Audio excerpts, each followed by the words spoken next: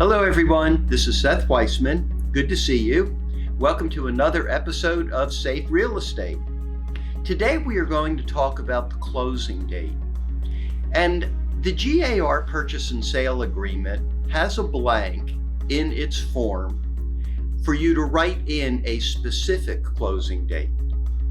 However, I've seen a number of contracts come across my desk recently where agents have not written in a specific closing date. Instead, they are writing in on or before blank date. And I happen to think that that is not a good idea to do.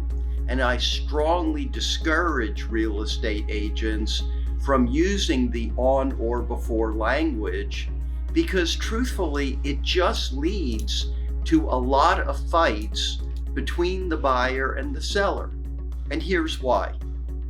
When you say on or before, the first question you have to ask is, well, if someone wants to close before the agreed upon closing date, who gets to decide that? Is that something that the buyer decides? Is it something that the seller decides? Can either one of them decide? Or do they both need to agree?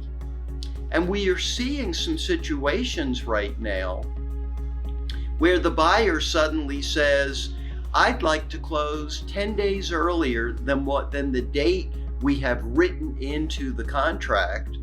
And the seller says, I'm sorry, I've not packed up my house. I'm not ready to move. I'm not in a position to close 10 days early. And by the way, who gives you the right, Mr. Buyer, to make that unilateral decision?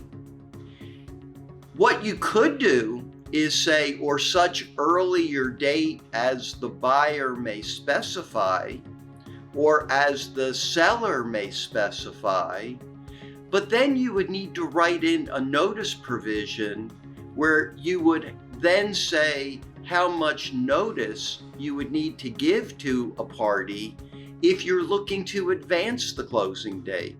Can you do it on 1 minute's notice or 3 days notice? The real bottom line is when you include that type of provision, you are just opening the door for the parties to then fight with one another.